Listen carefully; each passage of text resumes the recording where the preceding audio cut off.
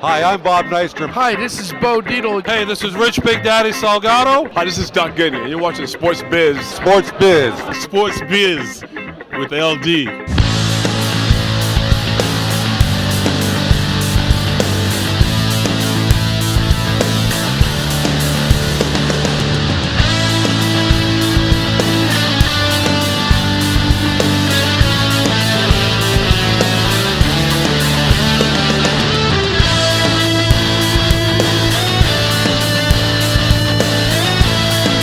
Sports fans, this is Sports Biz with LD. Hello, I'm Larry Davis, and welcome to Sports Biz with LD here on the Daily Blue. Of course, you can always follow me, Sports Biz at LD. If you like me, love me, I love that. You could tweet me, Sports Biz with LD, and of course, go on the website, Sports Biz with LD. Really cool stuff on the website, tickets, promotions, see other players I've been with, get a player to come to a party. You wouldn't believe how cool the website is. And again, we're sponsored by the Rampart Group Insurance for all your insurance needs. I have a very special guest on the line, but I'm not going to let you know who he is. The play that he's involved in was probably the most famous play in New York Mets history. I want to go right to it. It was announced by the great Vin Scully.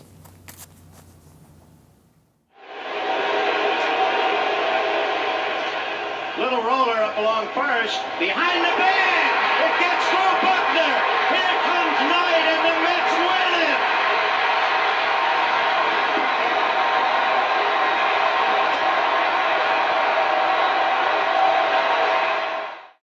it. You just saw it, and you heard the call by Vin Scully. Mookie Wilson, welcome to Sports Biz with LD. Hey, how you doing, guys? Thanks for having me. I'm doing great, Mook. How you doing? How's everything going on where you are? Oh, man, couldn't be better. It's nice and hot here in the Carolinas and a little stormy, but other than that, everything's good. Well, you know, we'll talk a little bit about the play that we just had by the great Vin Scully. Mookie is on, by the way, Life, Baseball, and the 86 Mets. He has a new book out. We will get to that in a moment.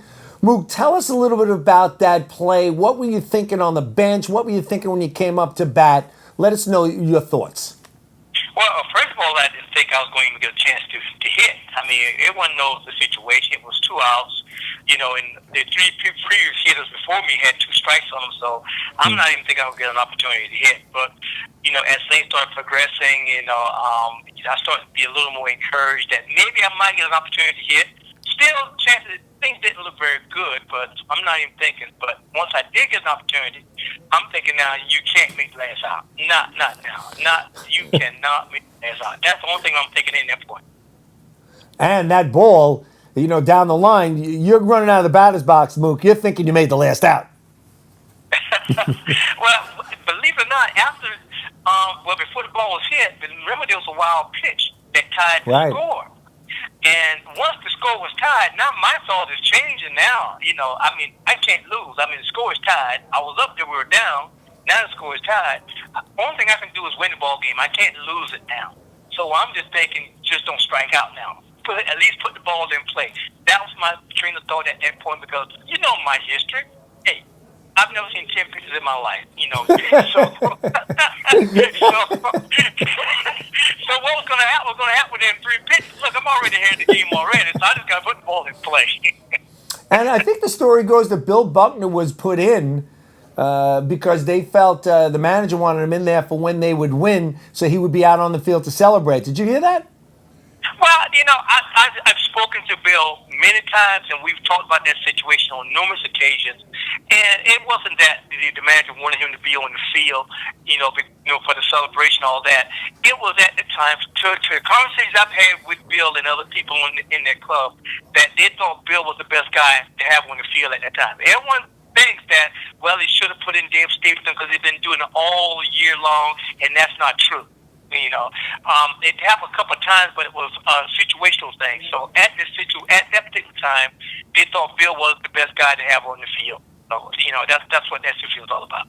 And since then, you and Bill have become very good friends, right? And you guys sign autographs on that photo all the time. We have become very, very close.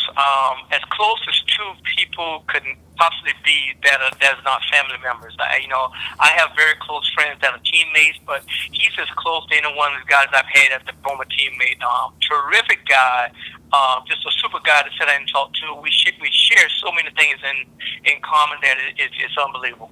And, Mookie had over 2,800 hits. And this is what Billy's remembered for, and I've spoken to Billy, too, at length with you. I mean, 2,800 hits is no joke in the Major League Baseball.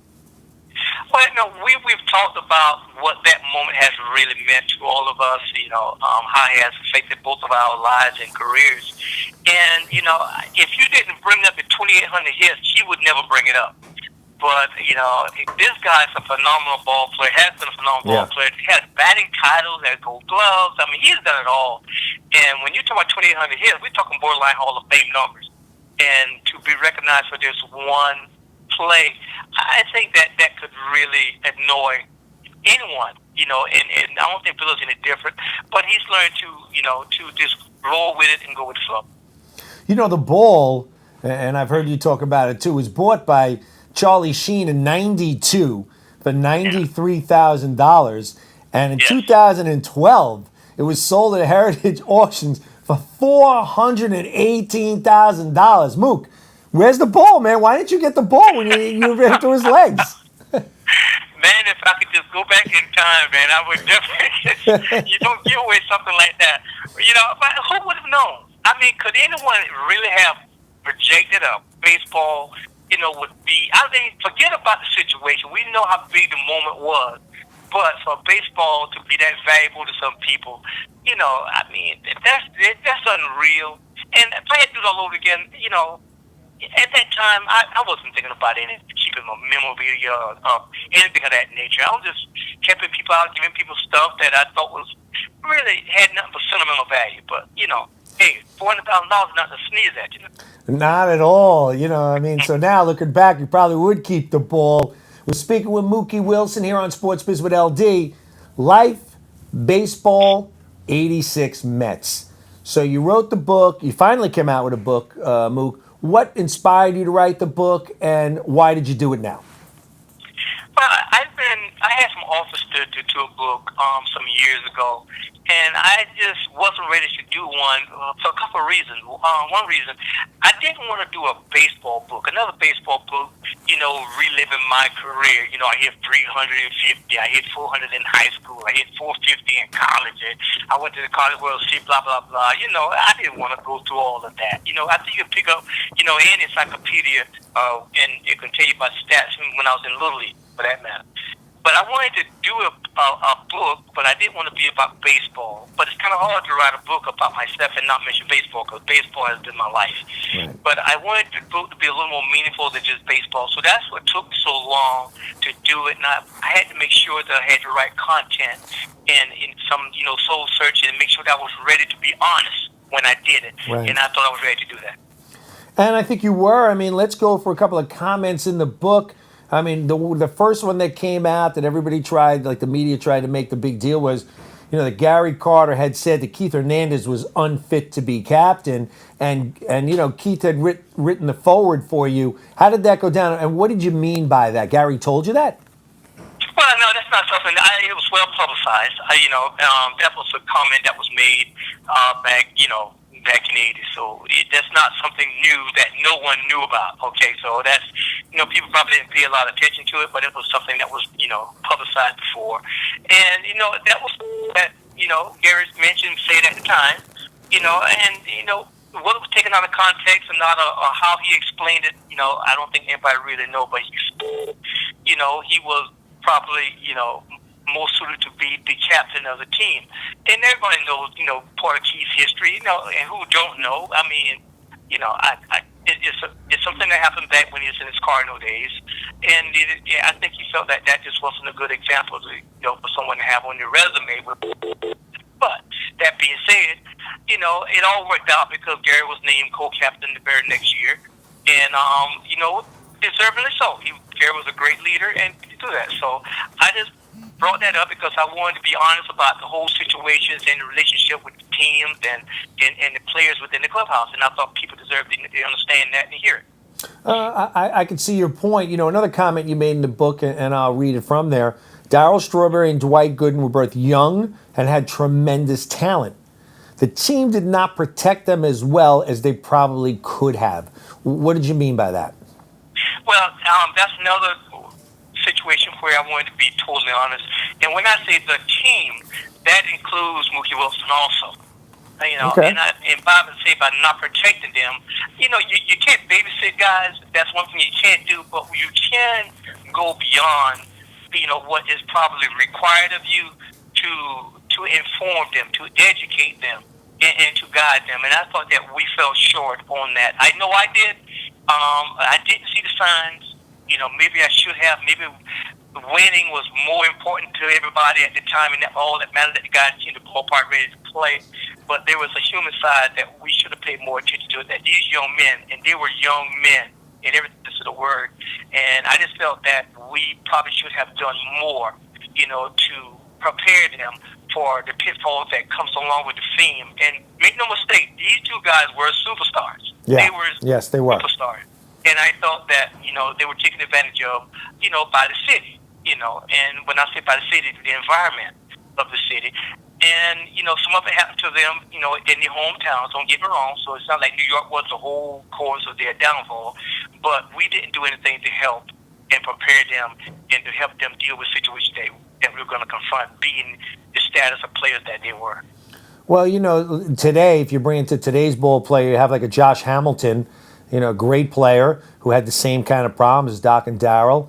And the team, you know, he was with the Texas Rangers, now he's with the Angels, and I think, Mook, like they have someone like hang out with him, like go everywhere with him, because today, $100 million investment, you know, they hire someone to hang out with him and watch everything he's doing. Is that what you mean, like something like that?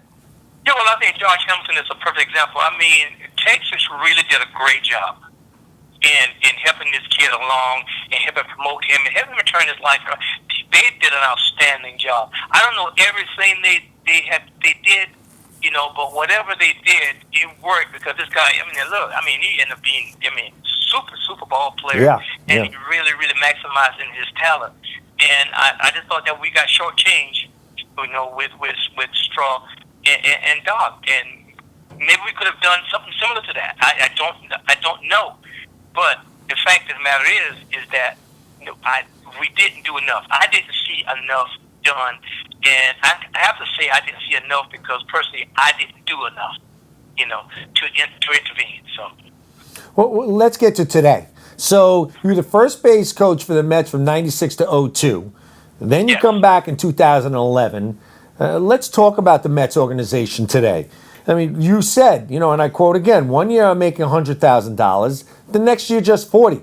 Where's the reasoning? How can people live under these circumstances? What is going on? What was it? How did they let you know, Mook, that you're not the first base coach anymore?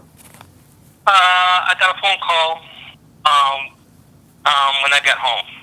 You know, so a couple of days after the season, I got a phone call. So. And who called? Who called you? Was it Terry Collins? Is it Sandy Alderson? Like who calls the first base coach? Well, Terry called me and gave me a heads up that Sandy was going to call. So, that's how that all worked out. So Sandy calls you, and no disrespect, Mook, to you or a first base coach, but is it that difficult? I mean, what is a new first base coach going to do that the great Mookie Wilson couldn't do? I have no idea. If I had been given a reason, then I could probably answer that question for you. But I did not get an explanation. Just the fact that we're not bringing you back. That was pretty much the gist of the conversation.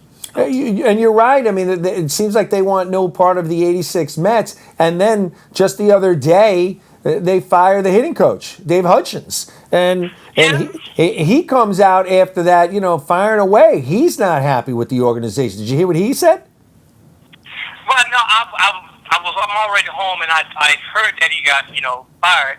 I haven't read the reason why or any of his comments. But, you know, hey, I mean, it just goes to show you, it doesn't happen only just to me, I guess. So, so I guess I don't know if that makes you feel good or bad. I don't know how I should feel about that.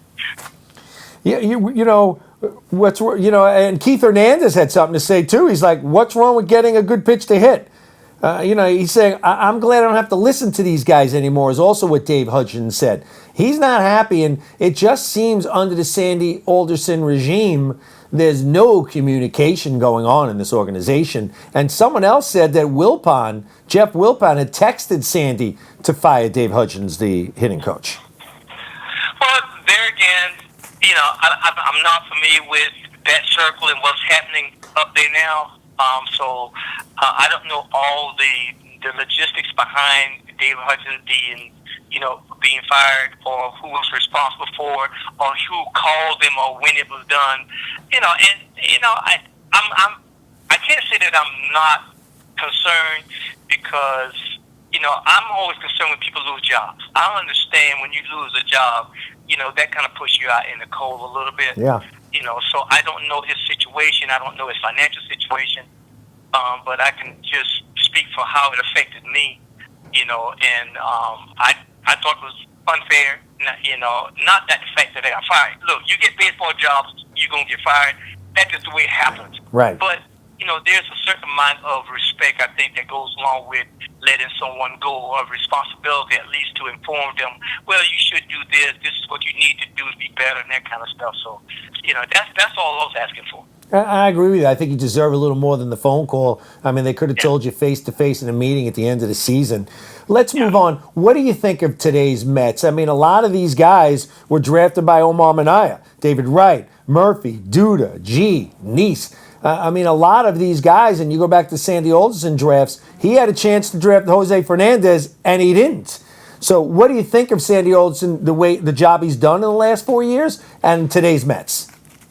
Well, I think it's very difficult if you ask me to grade the job that Sandy has done, it's difficult to do that, because there's been some circumstances involved, when he came in.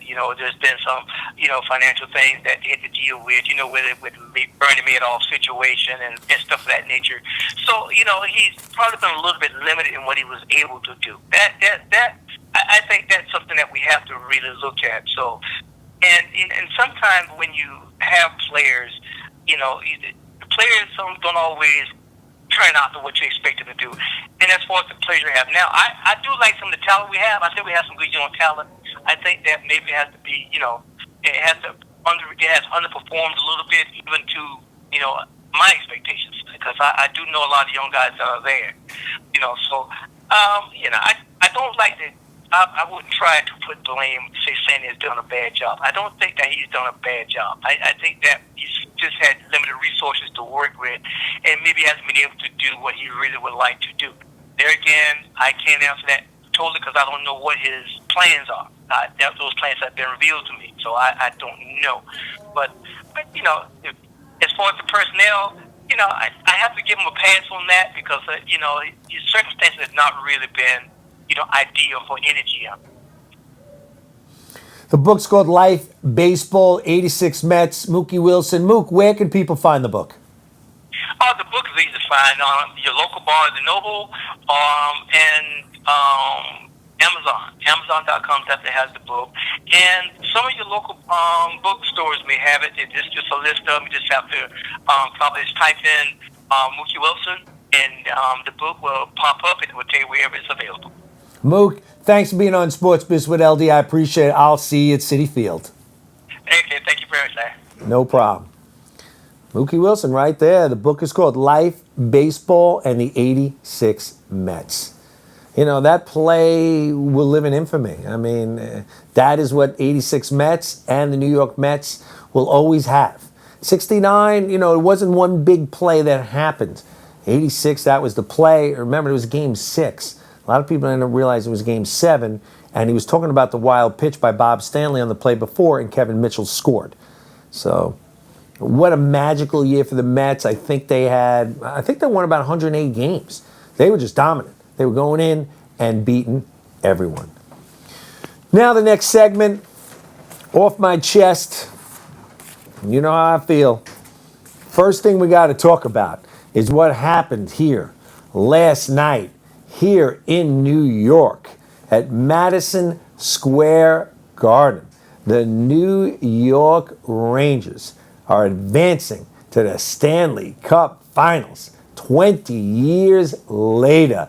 Let's hear the last 10 seconds on the call from MSG Radio, ESPN, and a friend of the show, Kenny Albert.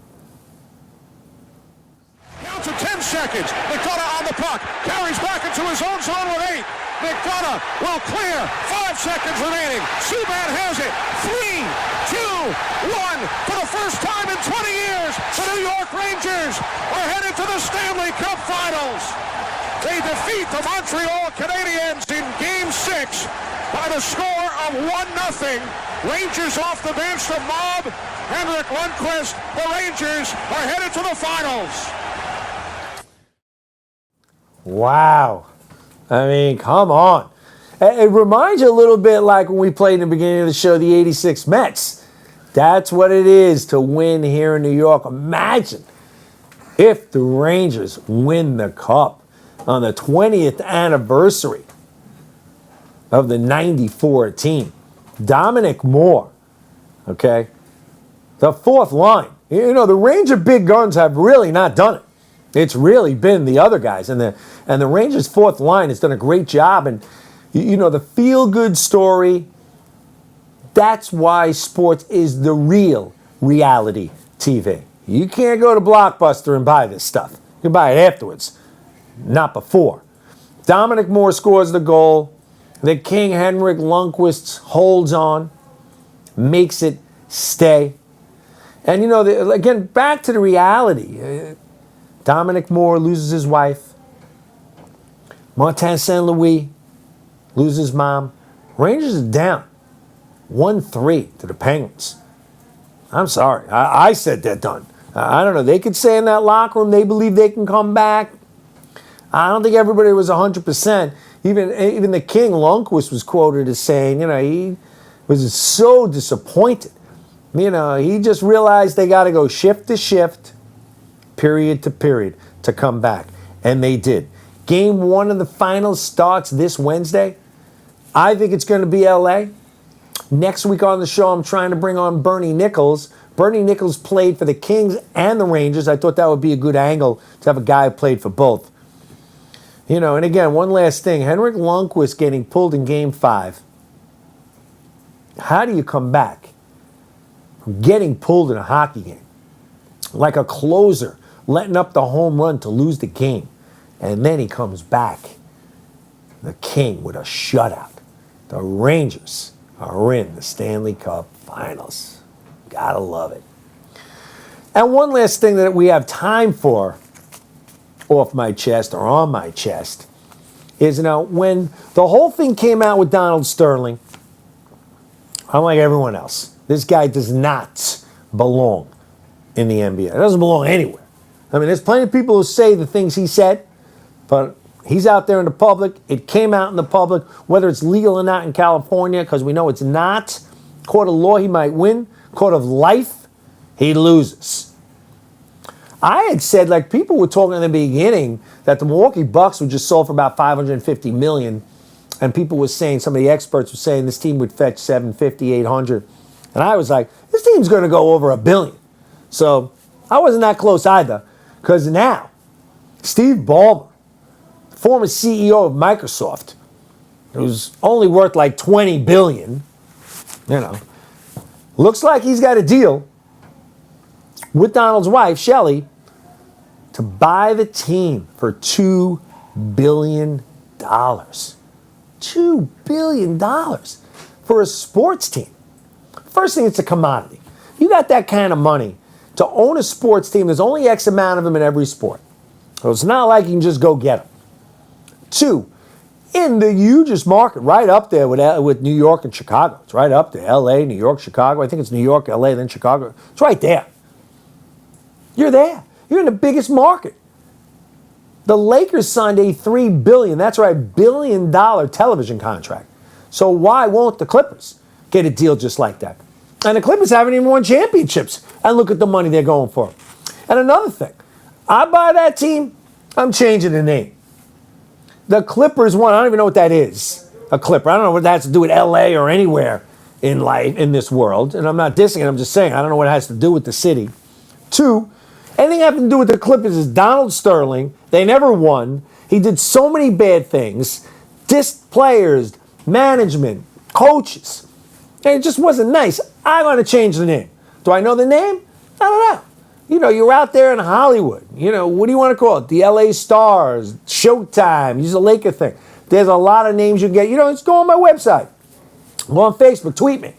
Give me your ideas. Let's start something up. Let's see what the name of the LA Clippers should be. And a guy I used to love reading, Pete Vesey, used to write Hoop du Jour with the Post, used to call them the paper clips. The LA paper clips. So, again, there's more off my chest. But I got to thank Mookie Wilson, Life, Baseball, 86 Mets. I have to thank the Rampart Group Insurance for being here, being a sponsor. RampartGroupInsurance.com for all your insurance needs. My producer Dave doesn't like when I do this, but I know those guys are a huge range of fans. They are jumping up and down. I know they were there last night. They are very happy. And I'm sure they'll be happy if you go use them for your insurance needs. Of course, I got to thank the Daily Blue. Without the Daily Blue, I would not be on. Also, I want you to go to the Big Daddy Golf Classic. I'm on the board.com. That's going to be at Ohika Castle on June 23rd. Big Daddy, Rich Delgado, will be here sitting with me. I don't know if he can fit in the chair. I mean, Rich is a big boy, and I don't mean ego. He's not like that. He's a big boy. He will be sitting in with me. I'm Larry Davis, Sports Biz with LD. Find us on the web, sportsbizwithld.com. If you like me, love me, tweet me, SportsBiz with LD, and you can always Facebook me. Larry Davis, SportsBiz with LD. We'll see you next week. Sports Biz is sponsored by the Rampart Insurance Group for all your insurance needs. Special thanks to mintpros.com. Brought to you by the Daily Blue Network. Sports fans, this is Sports Biz with LD.